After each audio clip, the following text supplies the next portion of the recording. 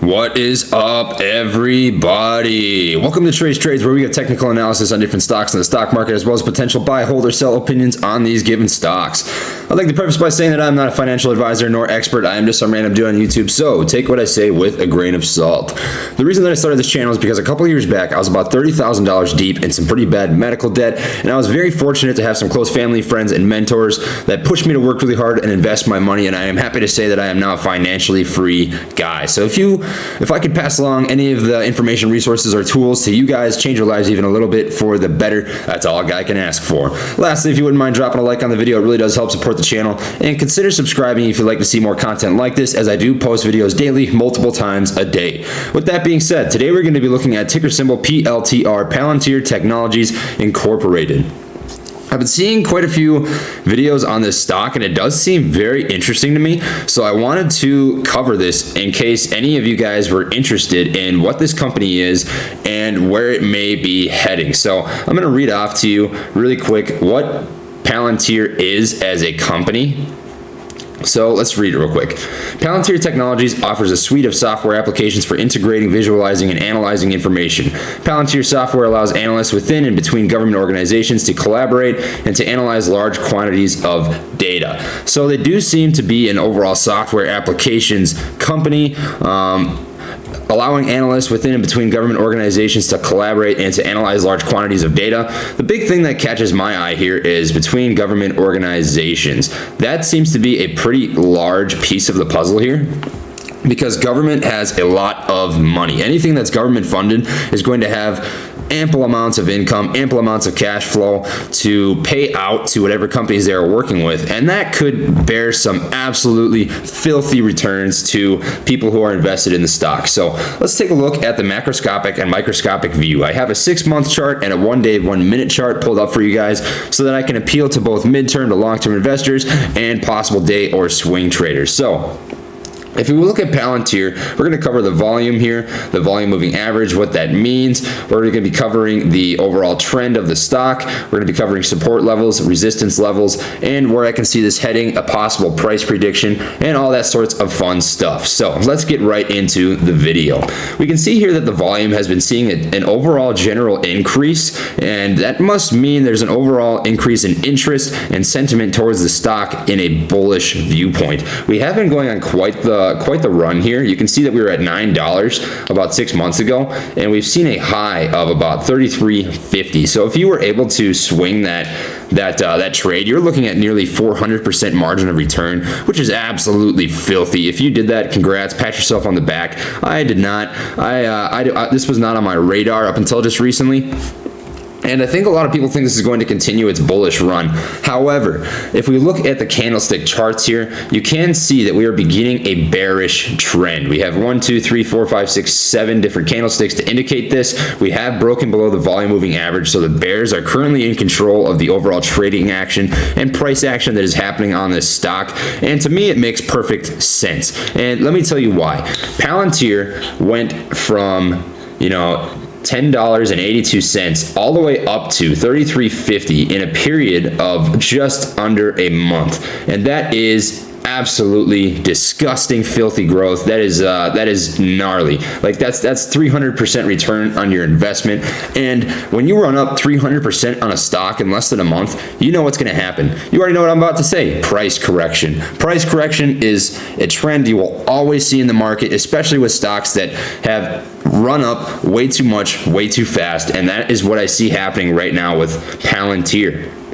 Now, they did have about 10 to 12 days of consolidation, so it was possible that we continue to see that trend up, but when a consolidation phase happens, it can go two ways. It can go back up or it can go back down, and right now, based off of the candlesticks, we do seem to be going back down. Now, I have not looked into the public relations, any news catalysts or positive catalysts that could be coming out soon on the stock. This is purely from a technical standpoint. It does appear that we are going to be retesting some prior levels of support on the stock as we are on a current bearish trend, but keep in mind also the 6-month trend is bullish. So it does appear that we are going to continue overall growth, however, not in this given moment. I do think we're going to have a week, 2 weeks, 3 weeks of possible price correction, retesting some support levels. So I have them labeled for you here. We do have 21.24, which was a prior level of resistance that is going to be an acting level of support now.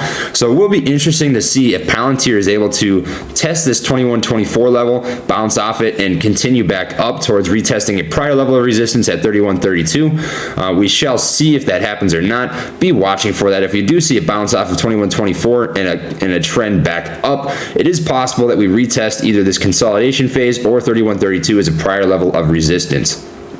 If we do break through 21.24, that is going to be some uncharted territory because there's not a lot of price action that happened between these two price ranges. We did have about 5 days of consolidation here. So you could argue that we have a support level that could test out right here at this price range of about, $14 and we'll just call it $14. At $14 as a possible level of support, but still that is a very large gap that would be filled, that would need to be filled if the stock does drop below this level of support at 21.24. So do keep that in the back of your mind if you are trading this stock at the given moment. It is possible that we see a retest of those support levels. The trend is currently bearish. And if you're looking to get an entry into the stock, this is a great opportunity. If you're holding the stock long term, it might not look great in the portfolio to see the overall downward trend, but if you do not have a position in the stock, this is a perfect opportunity for you to observe and see if you should get a position in the stock. If we retest 21.24 and you see a bounce back up, that is going to be a great point in which to get into this stock. Somewhere between 21.24, 22, even $23, you're going to be able to see, $8 to $9 to $10 return on your investment if we're able to get back up to this resistance level of 31.32. And if we can break through that resistance level, which inevitably will happen eventually as long as good things keep happening with Palantir, you'll be seeing a pretty solid mid to long-term return on your stock investment. So those are the numbers that I want you to watch for if you're interested in getting an entry into this stock. If you are currently holding the position, I would consider adding to your position, at this support level. And if we do drop below that, definitely add more in this $14 to 21.24 range, as that is going to allow you to increase your position in the stock. If you have to dollar cost average up, that's okay, because at the end of the day, you're still going to be making more money. It might not look as perfect on the portfolio. Your margin of return will be lower, but you will be returning more money overall, and that is what matters. So that is the macroscopic view on Palantir. Now let's look at the microscopic view. If you are a day or swing trader, I have a couple of levels written out for you, and the price action is a little bit hazy, to be honest. These aren't great up and down candlestick patterns that we usually look for as day or swing traders. So I would recommend, first off, going to a different stock if you are looking to swing or day trade. Just based off of what I'm seeing here, it is a little bit unclear, and we like to make investing as clear-cut and easy to decipher as possible. But based off of what we have here, if you are going to day or to swing trade the stock, we do have resistance, as I was, support levels at 23.51 and 23.65. So if you're looking to go long on the stock, I would look for both of those points as potential entry points. Look to see if we have a bounce off of either of those to the upward trend line. If we do, we will be retesting 23.88 as a first level of resistance, and then 24.60. So I would look for 23.88. If we push through that, which is very possible, 24.60 would be a great point in which to watch for an exit on your day or swing trade. And the opposite side, if you're looking to short the stock, see if we come up to test this 24.60 resistance level. And if you see a bounce back down, that is a great way to look for this 23.88 mark in which to exit, because that is a very solid margin of return. If you have a fair share of stocks that you have invested in your day or swing trade, you can get a pretty solid return on that. Or you could be watching for a potential breakout. This 24.60 level is an acting level of resistance. If we approach it and you see a candlestick push up 10, 20, 25 cents above, it's very likely that we'll see a breakout on the stock. And if we do go above 24.60, you could be seeing 25, 26, $26.50 that same day, which would be a very nice return on a day or swing trading investment. Now, if you're looking For volume or volume moving average, watch to see that we continue this overall trend that we've been seeing on the volume action. You know, you're looking for anywhere between 39 million and probably 80 million shares traded per day. That would be a good indicator that we're continuing the same volatility and the same volume action that we've been seeing in the past. And you should see very similar price action follow, as price action very closely mirrors the amount of volume that is being traded on the stock. That is what I have for Palantir Technologies today. Please like the video if you enjoyed it. It really does help support the channel, and consider subscribing if you'd like to see more content like this, as I do post videos daily, multiple times a day. And lastly, I have an affiliate link in the description box down below to Tubebuddy.